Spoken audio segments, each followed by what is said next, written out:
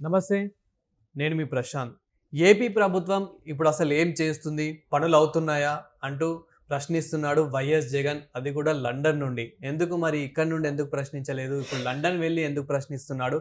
So దీని గురించి అయితే మాట్లాడేందుకు ప్రస్తుతం మనతో పాటు సీనియర్ జర్నలిస్ట్ దుర్గా వడ్లమణి గారు ఉన్నారు. నమస్తే అండి. నమస్తే మా. మేడం, ఇప్పుడు ఏపీ ప్రభుత్వం అసలేం పనులు చేయట్లేదు, పనులు అవ్వట్లేదు అని చెప్పేసి వైఎస్ జగన్ గారు లండన్ నుండి ప్రశ్నిస్తున్నారు. సో దీని గురించి మీరు ఏం చెప్తారు? అసలు జగన్మోహన్ రెడ్డి లండన్ నుంచి ప్రశ్నించడం ఏంటండి? ఇక్కడ ఉన్నప్పుడే ప్రశ్నించలేదు. మీరు పొరపాటుగా వినుంటారు. ఇప్పుడు జగన్మోహన్ రెడ్డి అడుగుతున్నది అది కాదు. యాక్చువల్గా విషయం ఏంటంటే టీడీపీ పాలిట్ బ్యూరో సమావేశం ఈ నెల 31 అంటే రేపే. అవును. సో అసలు పాలిట్ బ్యూరో అనేది, కేంద్ర కమిటీ అనేది, ఇలాంటి పదాలు జగన్మోహన్ రెడ్డికి తెలుసా? ఇక్కడ మాట్లాడుకోవాల్సింది అది మనం. అంతేగాని జగన్మోహన్ రెడ్డి ఫోన్ చేసి ఏం చేస్తుంది ప్రభుత్వం అంటే, ప్రభుత్వం ఏమీ చేయట్లేదు, వాళ్ళ పని వాళ్ళు చేస్తున్నారు. వీళ్ళందరూ ప్రచారం చేసినట్టుగా సాక్షి మీడియా సూపర్ 6 ఏమీ అమలు చేయమని చెప్పట్లేదు. ఆల్రెడీ 2 అమలు చేశారు. మళ్ళా నెక్స్ట్ ఉగాదికి 1 అవుతుంది. మళ్ళీ రైతు పథకాలు ఇస్తారు, రైతు బంధు ఇస్తారు, ఒక్కొక్కటి జరుగుతాయి. తల్లికి వందనం నెక్స్ట్ అకాడమిక్ ఇయర్కి ఇస్తారు. ఇంకేం ఉచిత కావాలి? ప్రయాణం గురించి కూడా చంద్రబాబు గారు అయితే చాలా ఎంక్వైరీ చేస్తున్నారు. అంటే ఎలక్ట్రికల్ బస్సులు అది తీసుకొచ్చి ఏ రకంగా చేయాలి అంటే, ఇప్పుడు మహిళలకు ఉచిత బస్సు వల్ల కర్ణాటకలో జరుగుతున్న ఇబ్బందులు అందరూ గమనించారు. అవును. మీకు ముఖ్యంగా కర్ణాటకలో అసలు ఆ పథకం ఎత్తేద్దామని కూడా ఉంది. మీకు ఇంకా తెలుసో లేదో, తెలంగాణలో కావచ్చు, కర్ణాటకలో కావచ్చు, మహిళలే మాకు ఉచిత బస్సు వద్దని చాలామంది చెప్తున్నారు. మీకు తెలుసా ఆ సంగతి? అంటే ఉద్యోగాలు చేసేవాళ్ళు, అంటే పనికి వెళ్ళే వాళ్ళు రోజు మాకు ఈ ఉచిత బస్సు గోలొద్దు. ఈవెన్ విద్యార్థులను కూడా అడుగుతున్నారు మాకు వద్దని. మీకు తెలుసో లేదో. ఎందుకంటే దానివల్ల నష్టమే ఎక్కువ జరుగుతుంది.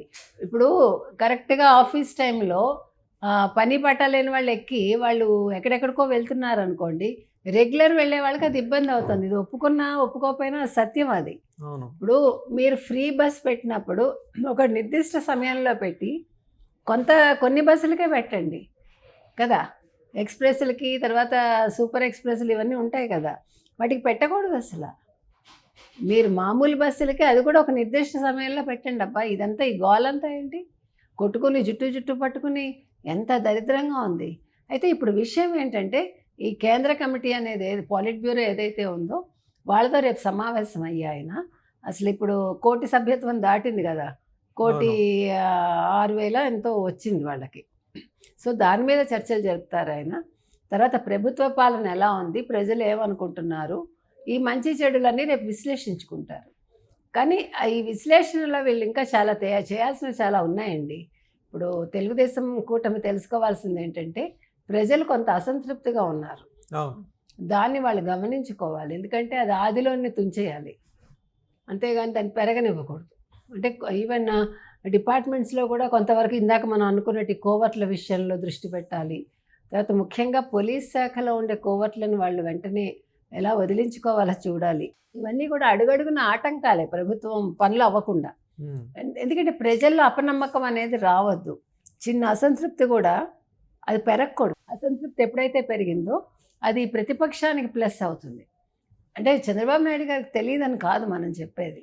ఇప్పుడు ప్రజెంట్ సిచ్యువేషన్ అట్లా ఉంది. మనకి దూరంగా అంతా కూడా the other side of grass always green అని, అటుపక్క అంతా మనకి పచ్చగానే ఉంటుంది. మన దగ్గరికి వెళ్తేనే తెలుస్తుంది. అందులో ఇప్పుడు ఊళ్ళల్లో ఉండేవాళ్ళు కూడా అంతా మనకి నిజం చెప్తారని ఏముంది? వాళ్ళు అసలు కార్యకర్తల దగ్గరికి వెళ్తున్నారా లేదా, అసలు వాళ్ళ నియోజకవర్గాల్లో సమస్యలు పట్టించుకుంటున్నారా లేదా, ఇవన్నీ కూడా తెలుసుకోవాలి. మీరు బెదిరించినందువల్ల పనులు అవ్వవుగా. మీ సంగతి తేలుస్తానంటే వాడేం వెండు ఎవడు కూడా. కాబట్టి ఇవన్నీ కూడా రేపు చర్చించాలి. మామూలుగా అయితే కేంద్ర కమిటీ అనేది ప్రతి పార్టీకి ఉంటుంది. ఇప్పుడు ఏఐసిసి కాంగ్రెస్కి ఉంది, బీజేపీకి కేంద్ర కమిటీ ఉంది, తర్వాత తెలుగుదేశానికి ఉంది, ఇట్లా ఒక్కొక్క పార్టీకి ఉంది. కానీ అసలు వైసీపీ కూడా కేంద్ర కమిటీ ఉంది అంటే పేరుకి.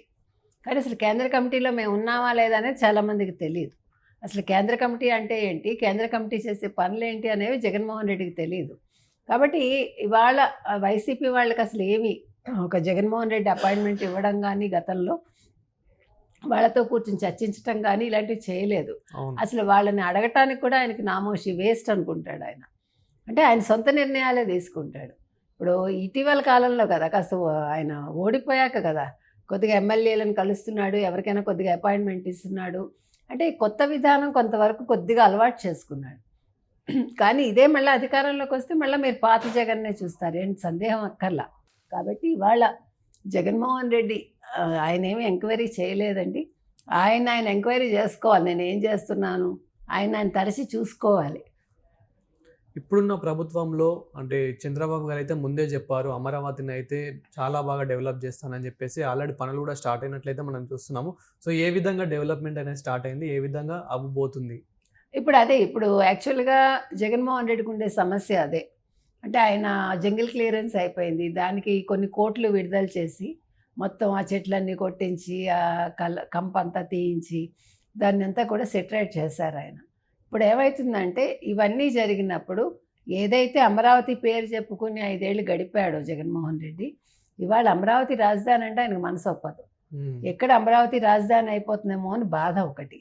రెండోది పోలవరం ఆయన పూర్తి చేస్తానన్నారు. ఇప్పుడు డయాఫ్రమ్ వాళ్ళ పనులు మొదలయ్యాయి మనకి. ఇవన్నీ కూడా ఆయనకి కొంచెం ఇబ్బందిగానే ఉంటాయి. ఇవన్నీ కాకుండా ఇప్పుడు ఈ నిధులు ఏవైతే ఉన్నాయో పోలవరానికి, అమరావతికి, ఈ నిధులు అయితే ఆయన మళ్ళించి సంక్షేమాలకు ఇవ్వడు. అది కూడా చెప్పారు మన చంద్రబాబు నాయుడు గారు. అదే జగన్మోహన్ రెడ్డి అయితే ముందు వాటిని సంక్షేమాలకు ఇచ్చేసి కొంతవరకు ఇక్కడ ఈ పనులు ఆపేస్తాడు, కొంత తను తీసుకునేవాడు. ఇక్కడ అది కాదు కదా, అందుకనే నేను తల తాకట్టు పెట్టైనా సరే సూపర్ 6 ఇస్తానని చంద్రబాబు నాయుడు గారు చెప్పారు. కానీ ఈయన అట్లా ఆలోచించరు అనమాట. ఇప్పుడు అందుకని జగన్మోహన్ రెడ్డి ఎంక్వైరీ చేసి ఉంటాడు అసలు ఏం జరుగుతోంది ఏంటి అనేది. కానీ ఆయన తన క్యాడర్ని పట్టించుకోడు, తన పార్టీ గురించి పట్టించుకోడు. అసలు పార్టీని గాలికి వదిలేసినట్టే. ఇప్పుడు అసలు వస్తాడా రాడా కూడా చూడాలి. లెక్క ప్రకారం ఆయనకి ఇవాళే లాస్ట్ టైం 30 వరకే ఇచ్చినట్టున్నారు పర్మిషన్, మనకు గుర్తున్నంత మటుకి. మరి ఏం చేస్తాడు, ఎక్స్టెండ్ చేసుకుంటాడా, ఎక్స్టెన్షన్ దొరుకుతుందా, ఎక్స్టెన్షన్ దొరకకపోతే అక్కడ ఉండిపోతాడా, ఇవన్నీ కూడా మనం వేచి చూడాలి. ఎందుకంటే ఇప్పుడు ఏపీకి రావడానికి కూడా భయపడుతున్నాడు అని చెప్పేసి కూడా కొందరు అంటే ఇప్పుడు మరి రోజువారీ విచారణ సుప్రీంకోర్టు మొన్న అనుమతి ఇచ్చింది కదా. ఇప్పుడు వెంటనే మొదలు పెట్టండి రోజువారీ విచారణ ఆయన కేసుల మీద అని. సో అందుకోసం కూడా వస్తాడా రాడా అనే సందేహం చాలా మందిలో ఉంది. అయితే మేడం మనం కూటమి ప్రభుత్వంలో చూసుకున్నట్లయితే కనుక ఇప్పుడైతే చంద్రబాబు గారు అయితే పనులు ఇక్కడ మనం చూసుకున్నట్లయితే చంద్రబాబు గారి గురించే ఎక్కువ మాట్లాడడం జరుగుతుంది. వైఎస్ జగన్ గారు అయితే ఇది ఇక్కడ పవన్ కళ్యాణ్ గారు ఇప్పుడు ఎలా స్పందిస్తున్నారు? మరి పవన్ కళ్యాణ్ గారు ఆయన పని ఆయన చేసుకుంటూ వెళ్తున్నాడు అండి. పవన్ కళ్యాణ్కి ఏమి ఇష్యూ లేదు ఇప్పుడు చెప్పాలంటే. ఆయన పట్టించుకోడు కూడా ఏది కూడా. ఆయన 5 శాఖల మీద పట్టు సాధిస్తున్నాడు. ఇప్పుడు ముఖ్యంగా పెద్దిరెడ్డి విషయం మీద దృష్టి పెట్టారు. 75.75 ఎకరాలు ఏదైతే ఉందో అది అటవీ భూమి అని తేల్చారు కదా. దాని మీద ఇవాళ సాక్షిలో మీరు చూసారో లేదో, అది అటవీ భూమి కాదు, ఎప్పుడో 1958లోనో ఎప్పుడో దాన్ని అంటే ఆ చట్టం అంతా పోయింది అంటే ఏదో వాళ్ళు చెప్పుకుంటూ వచ్చారు. కాబట్టి ఆయన ఇవాళ దాన్ని అది మామూలు భూమి అంటాడులేండి, ఆయన అంటాడు. కానీ ఆయన పని ఆయన చేస్తున్నాడు. ఇప్పుడు సరస్వతి భూముల విషయంలో ఆయన సరస్వతి పవర్కి సంబంధించి ఆ అటవీ భూములు ఏవైతే ఉన్నాయో 23 ఎకరాలు 25 ఎకరాలు ఆ విషయం మీద కూడా మన దృష్టి పెట్టాడు కదా. సో ఎక్కడెక్కడ వైసీపీ కబ్జాలు చేసిందో అవన్నీ కూడా ఆయన వెనక్కి తీయడానికి అంటే ప్రభుత్వానికి వచ్చేలాగా చేస్తున్నాడు ఆయన. కాబట్టి ఇప్పుడు పవన్ కళ్యాణ్ తన గురించి మాట్లాడారా లేదా, చంద్రబాబు నాయుడికి ప్రయారిటీ ఇస్తున్నారు, ఇలాంటి విషయాలు పట్టించుకునే స్థితిలో లేడు ఆయన. ఆయనకి అవన్నీ అవసరం కూడా లేదు. ఏదేమైనా జగన్మోహన్ రెడ్డి మాత్రం ఎంక్వైరీ చేసుకుంటాడు ఏం జరుగుతోందని. కానీ తన పార్టీని మాత్రం తను బలోపేతం చేసుకునే దిశగా మాత్రం అడుగులు వేయట్లేదు అంతే. Thank you madam. Thank you.